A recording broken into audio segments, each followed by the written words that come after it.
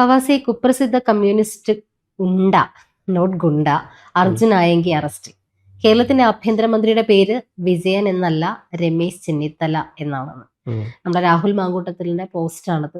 ഒരു fire brand post ചെയ്യുന്നത് മറ്റും താൻ സൊൽവേൻ സെൽറ തൈത്താൻ സൈവേൻ എന്ന് പറഞ്ഞിട്ടൊരു ഇതൊക്കെ വെച്ചിട്ട് ഇതിപ്പോ രാഹുൽ മാങ്കൂട്ടത്തിൽ എല്ലാ കാര്യങ്ങളിലും ആക്റ്റീവായിട്ട് സോഷ്യൽ മീഡിയയിലുണ്ട്, കോൺഗ്രസിൽ ഇല്ലെങ്കിൽ പോലും. അപ്പോൾ ഈ പറഞ്ഞതിനോട് ഞാൻ യോജിക്കുന്നു. ആഭ്യന്തരമന്ത്രിയുടെ പേര് വിജയൻ എന്നല്ല, രമേശ് ചെന്നിത്തല എന്നാണെന്നുള്ളത് മനസ്സിലാക്കിയിരുന്നെങ്കിൽ ഒരു പക്ഷെ ആയങ്കിയുടെ അറസ്റ്റ് ചോദിച്ചു വാങ്ങിയൊരു കാര്യമാണ്. ഇപ്പം നോക്കുകയാണെങ്കിൽ കഴിഞ്ഞ വർഷങ്ങളിലൊക്കെ ഇപ്പം പിണറായി വിജയന്റെ ഭരണകാലത്ത് ഈ പറഞ്ഞ പോലെ ആഭ്യന്തര വകുപ്പ് മന്ത്രി പിണറായി വിജയൻ എന്നുള്ള സാധനം ആരും കേട്ടിട്ടുണ്ടായിരുന്നില്ല.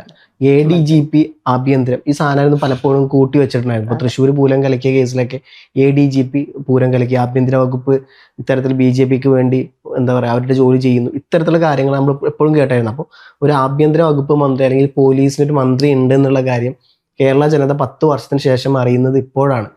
എനിക്ക് ഈ പറഞ്ഞ പോലെ ഒരാൾ മുഖ്യമന്ത്രിയും അതേപോലെ തന്നെ ആഭ്യന്തര വകുപ്പ് ഒരാൾ കൈകാര്യം ചെയ്യുന്നതിനോട് എനിക്ക് വിയോജിപ്പൊന്നുമില്ല. ഞാൻ അതിനോട് പൂർണ്ണമായിട്ട് അംഗീകരിക്കുന്നതാണ്. കാരണം മുഖ്യമന്ത്രിയുടെ പല കാര്യങ്ങളും ഇംപ്ലിമെന്റ് ചെയ്യണമെങ്കിൽ ആഭ്യന്തര വകുപ്പ് കൂടി കയ്യിൽ വേണം.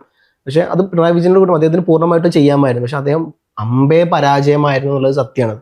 കാരണം പോലീസിന്റെ ആഭ്യന്തര വകുപ്പ് പോലും ഉണ്ട് എന്നുള്ള ആൾക്കാർ മറന്നുപോയൊരു കാലഘട്ടമായിരുന്നു അത്. അപ്പം അദ്ദേഹം മുഖ്യമന്ത്രി എന്നുള്ളതൊക്കെ അറിയായിരുന്നു പല ആൾക്കാരും, പക്ഷെ അദ്ദേഹമാണ് ആഭ്യന്തര വകുപ്പ് മന്ത്രി എന്നുള്ളത് ആർക്കും അറിയില്ലായിരുന്നു. അപ്പം ഇദ്ദേഹം ഈ സാധനം വിരൽച്ചുകൊണ്ട് ഇപ്പം ഈ പറഞ്ഞ പോലെ ഓപ്പറേഷൻ തൂഫാൻ വന്ന ഉടനെ തന്നെ ഇദ്ദേഹം അത്രയും ഫേമസ് ആയത് ഓപ്പറേഷൻ തൂഫാൻ. കാരണം ഇപ്പം ഇത്ര 10 വർഷമായിട്ട് ഇത്തരത്തിലുള്ള മയക്കുമരുന്നും ഉണ്ടെന്ന് സാധനം ഇവിടെ പെറ്റുപെരുകി എന്താ പറയുക അങ്ങേ അറ്റത്ത് എത്തിയായിരുന്നു. അതിനൊരു തടസ്സടാനോ എതിർത്തൊരു വാക്ക് പോലും പറയാൻ ഈ പറഞ്ഞ പോലെ പിണറായി വിജയൻ ചെയ്തിട്ടുണ്ടായിരുന്നില്ല. അപ്പോൾ ഓപ്പറേഷൻ തൂഫാൻ എന്ന് പറയുന്ന വിഷയത്തിൽ ഓപ്പറേഷൻ തൂഫാൻ വളരെ നല്ലൊരു കാര്യം തന്നെയാണ്. പക്ഷെ പൂർണ്ണമായിട്ടും എനിക്ക് അതിനോടൊരു യോജിപ്പ് വരാത്തത് ഇതുവരേക്കും തൂഫാൻ ഹണ്ടിൽ പിടിച്ചിട്ടുള്ളത് താഴെത്തട്ടിലുള്ള ആൾക്കാരെന്ന് വെച്ചാൽ പറിച്ചുകൊണ്ടിരിക്കുകയാണ് അവര്, അല്ലാണ്ട് വേര് വെട്ടുന്നില്ല ഒരിക്കലും.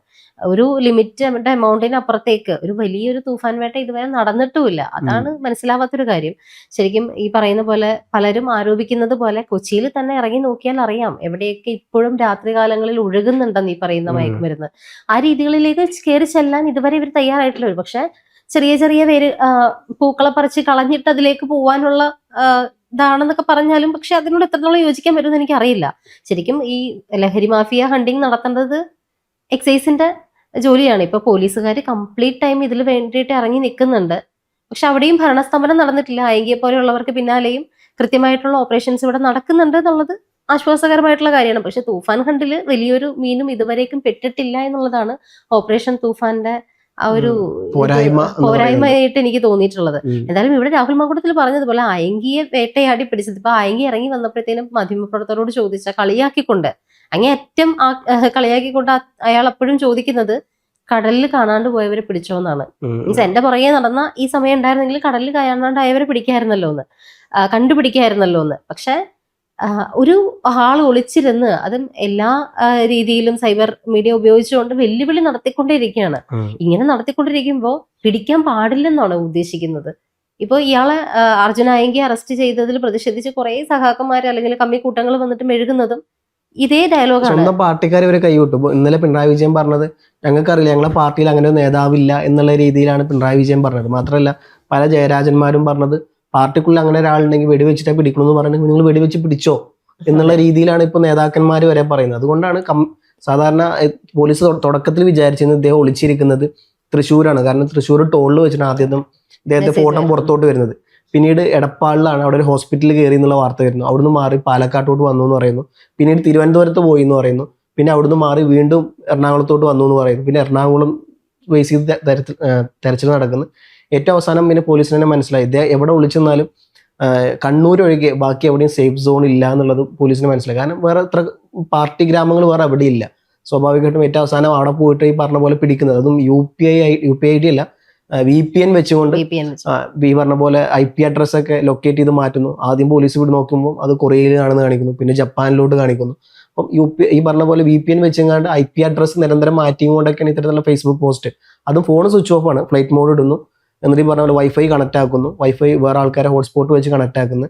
എന്നിട്ട് ഈ പറഞ്ഞ പോലെ VPN ഉപയോഗിച്ചുകൊണ്ടാണ് ഇത്തരത്തിലുള്ള പോസ്റ്റുകളൊക്കെ ഇടുന്നത്. അതുകൊണ്ടാണ് പോലീസിന് ട്രേസ് ചെയ്യാൻ ഇത്രയും ടൈം എടുത്തത്. പക്ഷെ എന്നിരുന്നാൽ പോലും അദ്ദേഹത്തെ പിടിച്ചു. അപ്പോഴെങ്കിലും മീൻസ് അങ്ങനെയെങ്കിലും കേരളത്തിൽ ആഭ്യന്തരം ഉണ്ട് എന്നുള്ളത് ആൾക്കാർക്ക് മനസ്സിലായ കഴിഞ്ഞ 10 വർഷത്തിന് ശേഷം മനസ്സിലായത് ഇപ്പോഴാണ് എന്നുള്ളതാണ് ഒരു അല്ല, പ്രത്യേകത അത് എനിക്ക് തോന്നിയത്. വളരെ കറക്റ്റ് ആയിട്ടുള്ള ഒരു കാര്യമാണ്. ആഭ്യന്തരമന്ത്രി കൂടിയായ മുഖ്യമന്ത്രി പിണറായി വിജയൻ അതിനപ്പുറത്തേക്ക് 1ഉം 2ഉം നമ്പർ കാറുകളുടെ പോലും 2ാം നമ്പർ കാർ ആർക്ക് എന്നുള്ള രീതിയിൽ പോലും നമ്മൾ പല ഇത് വന്നിട്ടുണ്ട്, ചർച്ചകൾ വന്നിട്ടുണ്ട്.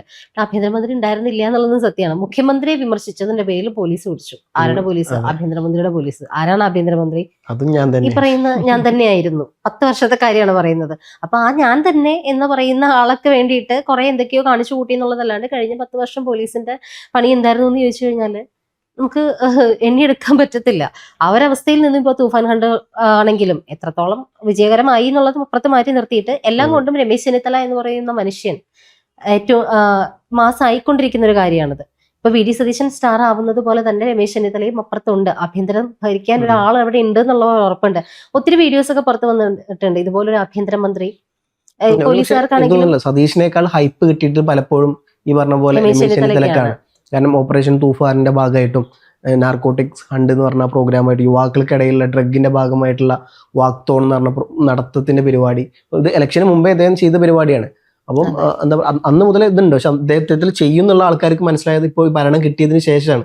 ഇപ്പം മാങ്കൂട്ടത്തിലെ കാര്യം പറയുമ്പോൾ കോൺഗ്രസ് എപ്പോഴെങ്കിലും ഏതെങ്കിലും തരത്തിൽ പ്രതിസന്ധി വന്നിട്ടുണ്ടെങ്കിൽ ഇപ്പം കോൺഗ്രസിന് പുറത്താക്കിയ പോലും കൃത്യമായിട്ട് കോൺഗ്രസിന് വേണ്ടി ശബ്ദിക്കുന്ന അല്ലെങ്കിൽ കൃത്യമായിട്ട് കാര്യങ്ങൾ പറയുന്ന നേതാവാണ്. അപ്പം അദ്ദേഹം ഞാൻ നിയമസഭയിൽ ഉണ്ടായിരുന്നു എന്നുണ്ടെങ്കിൽ ഈ പറഞ്ഞ പോലെ പ്രതിപക്ഷത്തിന്റെ ശബ്ദം പോലും പൊങ്ങില്ലായിരുന്നു. കാരണം ഒരൊറ്റാൾ മതിയായിരുന്നു. കൃത്യമായിട്ട് കാര്യങ്ങൾ നല്ല ഷാർപ്പോട് കൂടി പറയുന്ന ആളാണ്. ആ യുവത്വം കൃത്യമായിട്ട് പഠിച്ചു ചെയ്യുന്നതാണ്. പക്ഷെ അയാളുടെ എങ്ങനെയാണോ രാഹുൽ മാങ്കൂട്ടത്തില് പുറത്തു പോയത് അതിനോട് ഇപ്പോഴും യോജിപ്പില്ലാത്ത ആളാണ് ഞാൻ.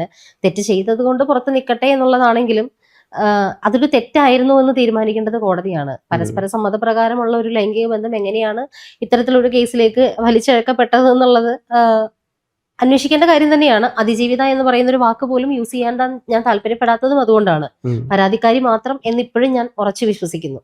ആ പരാതി ഈ പറയുന്നത് പോലെ പീഡനം, ലൈംഗിക പീഡനമാണ് എന്ന് തെളിയുന്നത് വരെ. രാഹുൽ മാങ്കൂട്ടത്തിന്റെ വിഷയം അപ്പുറത്ത് നിൽക്കട്ടെ, ഇപ്പുറത്ത് വെല്ലുവിളിച്ചതായെങ്കിൽ നിരന്തരം വെല്ലുവിളിച്ചുകൊണ്ടിരുന്നത് കേരളത്തിന്റെ ആഭ്യന്തരമന്ത്രിയായിരുന്നു. ഈ സമയത്ത് ഇപ്പൊ ഇതൊക്കെ പറയുന്ന ആളുകൾ തന്നെ ഒന്ന് ആലോചിച്ച് നോക്കൂ. മുഖ്യമന്ത്രിക്കെതിരെ, കഴിഞ്ഞ മുഖ്യമന്ത്രിക്കെതിരെ, മുൻ മുഖ്യമന്ത്രിക്കെതിരെ എന്തെങ്കിലും ഒന്ന് മീഡിയാസ് ആണെങ്കിൽ പോലും ഒരു വാക്ക് മിണ്ടിക്കഴിഞ്ഞാൽ അപ്പൊ തന്നെ വരും റെയ്ഡ് എന്ന് പറഞ്ഞിട്ട് ഒരു വണ്ടി പോലീസ് ക്രൈമിൽ ഉൾപ്പെടെ പലതവണ കയറി ഇറങ്ങിയിട്ടുണ്ട്. ഉള്ള സിസ്റ്റമുകൾ എടുത്തിട്ട് പോവുക, ഈ പറയുന്ന CCTV ഉൾപ്പെടെ സീസ് ചെയ്തുകൊണ്ട് പോകേണ്ട അവസ്ഥകളൊക്കെ ഉണ്ടായിട്ടുണ്ട്. അപ്പൊ അത്തരത്തിൽ നടത്തിക്കൊണ്ടിരുന്ന ഒരു പോലീസ് സംവിധാനം എല്ലാ ദിവസവും ആഭ്യന്തരമന്ത്രിയെ ഇത്തരത്തിൽ വെല്ലുവിളിച്ചുകൊണ്ടിരിക്കുന്നു. കേരളത്തിന്റെ ഭരണകൂട വ്യവസ്ഥയെ വെല്ലുവിളിച്ചുകൊണ്ടിരിക്കുന്ന ഒരാളെ കൃത്യമായിട്ടും തൂക്കിയെടുത്തോണ്ട് പോവുക ചെയ്തിട്ടുള്ളത്. ഇപ്പോ ഈ വെല്ലുവിളിക്കുന്ന ആള് ഈ പറയുന്ന അർജുനായകിക്ക് ഒരു 30-32 വയസ്സുണ്ടാവുമായിരിക്കും. ഈ പറയുന്ന ആഭ്യന്തരമന്ത്രി എന്ന് പറയുന്ന നമ്മുടെ രമേശ് ചെന്നിത്തലയ്ക്ക് വയസ്സ് 56ആണ്. ഏറ്റവും പ്രായം കുറഞ്ഞ ആദ്യത്തെ മന്ത്രി എന്നുള്ളൊരു ഇത് കൂടി അദ്ദേഹത്തിനുണ്ട്. 28ാമത്തെ വയസ്സിലാണ് അദ്ദേഹം ആദ്യ മന്ത്രിസഭയിൽ വരുന്നത് പോലും. അപ്പൊ അദ്ദേഹത്തിന്റെ ഒരു പൊളിറ്റിക്കൽ എക്സ്പീരിയൻസ് അല്ലെങ്കിൽ പൊളിറ്റിക്കലി രാഷ്ട്രീയ ഒരു ഇത് വെച്ചിട്ട് പക്വത വെച്ചിട്ട് നോക്കിക്കഴിഞ്ഞാല് ഈ ആയങ്കിയുടെ അപ്പന്റെ പ്രായം വരും. ആ ഒരു പക്വതയുടെ അളവെടുത്ത് നോക്കിക്കഴിഞ്ഞാല് അപ്പൊ വെല്ലുവിളിക്കുന്നത് ആരെയാണ് എന്നൊന്ന് മനസ്സിലാക്കുന്നത് കൂടെ നന്നായിരിക്കും. കേരളത്തില് വിജയനല്ല ഇപ്പൊ ഉള്ളത്, ഭരണം മാറി എന്നുള്ളത് ആഭ്യന്തരമന്ത്രിയുടെ ആ ഒരു നട്ടെല്ലിന്റെ ബലം അളക്കാൻ നിൽക്കാണ്ടിരിക്കുന്നതായിരുന്നു നല്ലത്. ഈ ഒരു സമയത്ത് അർജുനായങ്കിയുടെ ഒരു പൊളപ്പങ്ങ് തീർന്നു എന്ന് വിശ്വസിക്കാം.